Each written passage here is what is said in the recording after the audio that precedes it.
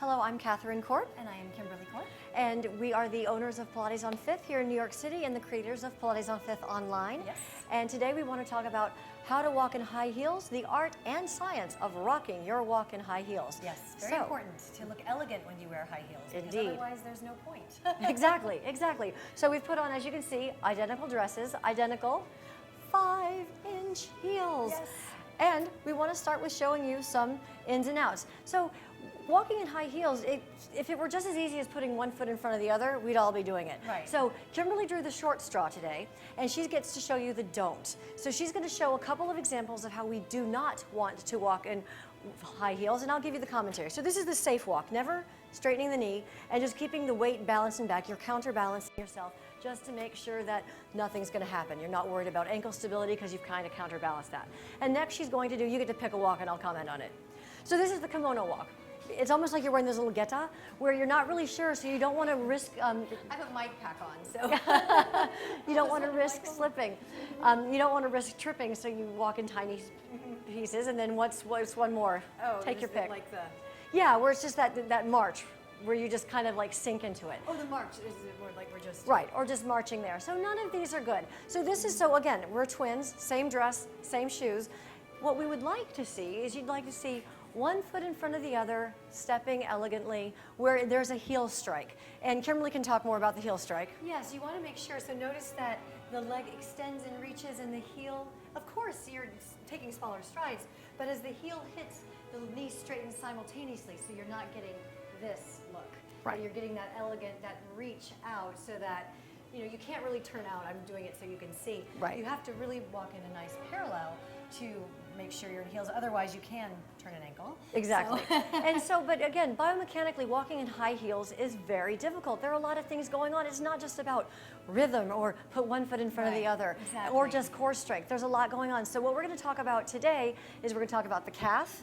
We're going to talk about the role of the knee and the ankle and the coordination of the knee and the ankle straightening. Yes. And then just balance in general. And that way you'll kind of understand what's going on biomechanically, and then we'll show you some exercises. And you also want to make sure that you don't just pitch forward, because a lot of people, if you're in heels, they tend to lower their center of gravity because they're... It's safe. Yeah. Let's face it. And so, you know, this is the joke. We call it the Mrs. Huygens. If you ever saw the Carol... Yeah, the Carol... We're dating show, ourselves. You know, and then my mic pack makes this even better, where there's just very safe... I'm exaggerating, but we've all seen that. And it's, you know, it's much better to make sure that you're floating. You should look like you're floating. And it's effortless. And you know, so we get all the time people say to us, well, I'm not a dancer. Well, when you put yourself in high heels, and again, these are 5-inch heels, Exactly. you're kind of making yourself a dancer. So if you want to walk in your high heels, you have to learn some dancer tricks. Yes, So exactly. Kimberly's going to grab that stretch band for me. And then she is going to do me the favor of taking off her left shoe. See, this is the part I love. Nice. Anyway, so we're just going to tell you about the anatomy of the calf muscle. So this is your calf muscle. Little did you know. It crosses both the knee and the ankle joint. So it attaches about here, and then it comes down, and via the Achilles tendon, it inserts down on the ankle. So because of this, it can act on the knee joint, it can bend, or it can act on the ankle joint, which is the plantar flexion. Okay, that's important because when we put ourselves in high heels, and now I'm just being nice, aren't I nice? So I don't have to balance. So now we've taken that length, and so the length stays the same up at where the knee is, but up where the, down, where the ankle is, what used to be this long has shortened 5 inches. But we're still asking our calf at the top in origin to stay nice and lengthened. So what do you think if it shortens down here, what do you think the tendency is for the knee? The tendency is for the knee to bend. And we don't want that. No, we do and that's not. where the knees come into play though. So Kimberly's going to turn and face forward. So we don't need this anymore, so we're going to toss it away.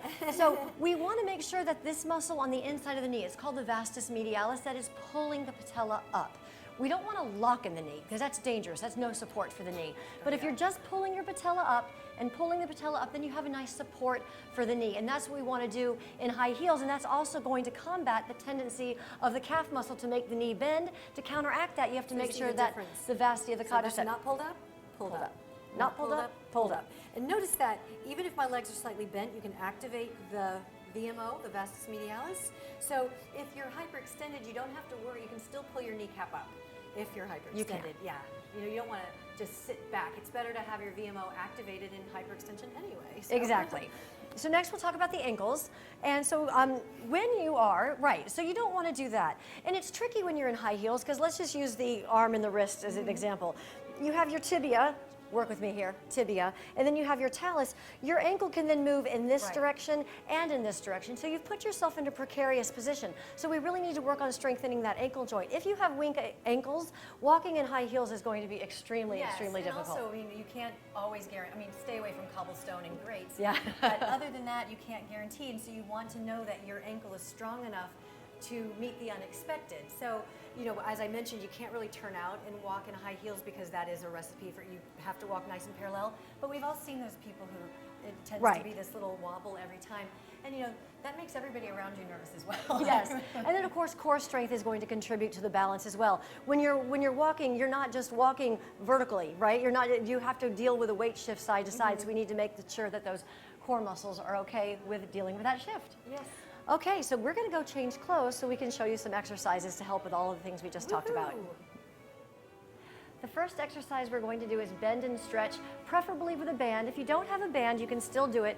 We prefer this to be done one leg at a time because you'll have one leg that's going to get it before the other leg does. Yes. So what Kimberly is going to do, she's going to put the band around one foot, and she's going to start with her foot flex. Now, we have hamstring length. If you don't have this hamstring length, sit up on something. Yeah, so you can sit up on a cushion or something. So she's going to bend her knee with her foot flexed, and then as she presses her leg straight, she's going to plantar flex her ankle, and then bend the knee, and then plantar flex the ankle, meaning point the foot is what you're doing. So basically, you're walking, and then your foot goes into plantar flexion, and your knee straightens. Sometimes it's hard to figure out what the knee is doing, so we recommend a ball.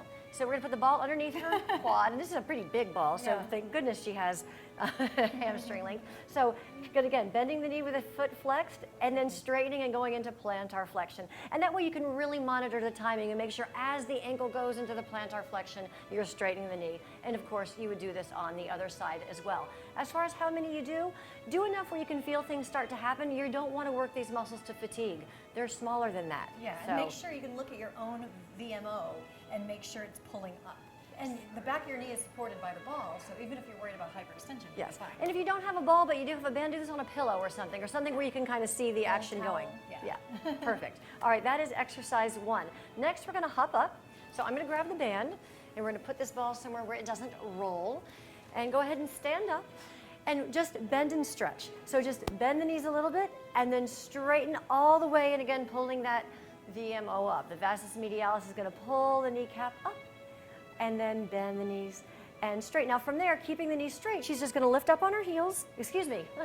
She's going to lift up on her toes as if she were wearing high heels. Lift up and then come down. So if you're doing this at home, hold on to a chair or something. This is not supposed to be like testing your balance. But if you decide to do it without holding onto a chair, you can really test to see if your sit bones are pointing straight to the ground.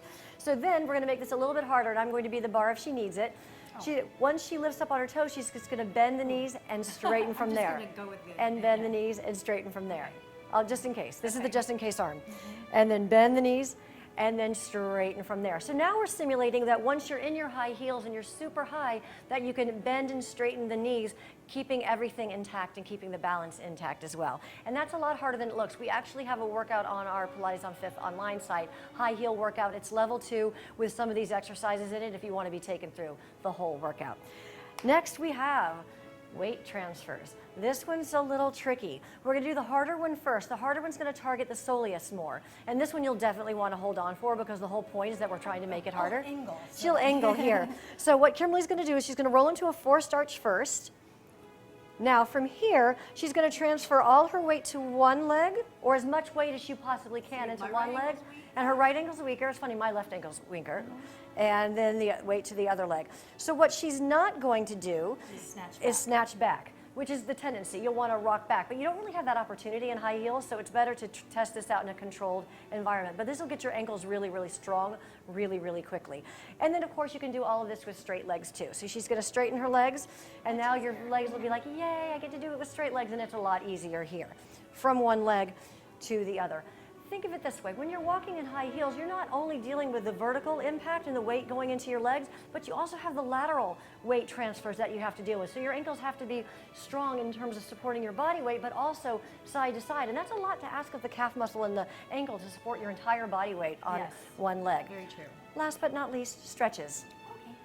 So we'll start with, you want to start with calf or soleus? You pick. Let's start with the calf.